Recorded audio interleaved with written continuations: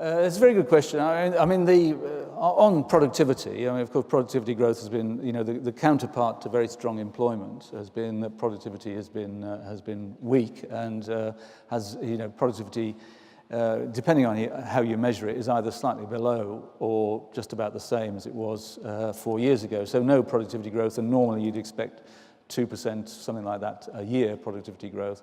And was there anything in the budget to encourage that? Well, investments should do. There are one or two things about skills and apprenticeships which will help, but these things take quite a long time. And what you would hope would be that stronger growth in the economy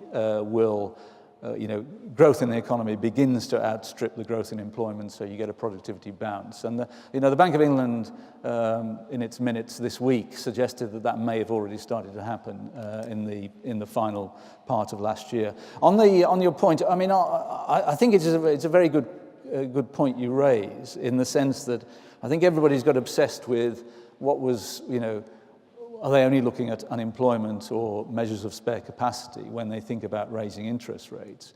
Of course, that was only a kind of what they call an intermediate threshold. That was what they would look at prior to thinking about interest rates. And this was, that policy was framed at a time when inflation was above the target. Now it's slightly below the target. And some people think it will go a long way below the target. So, it is definitely the case that I think if they... the primary task of the bank, apart from, it's issued, God help us, a mission statement this week. But the primary target is low inflation alongside financial stability. If it is the case that inflation is very low, even if they believe that, most of the spare capacity has been used up, unemployment's come down and so on, I think it becomes quite difficult to raise interest rates in that respect, because you could do, as you suggest, drive us into deflation. Now, to go from an economy which has been particularly inflation-prone, unusually over the past few years compared with other countries, to one that experiences deflation is quite a big jump. The Bank of England feared deflation in 2009, and it never happened. And maybe it never happened because of what they did.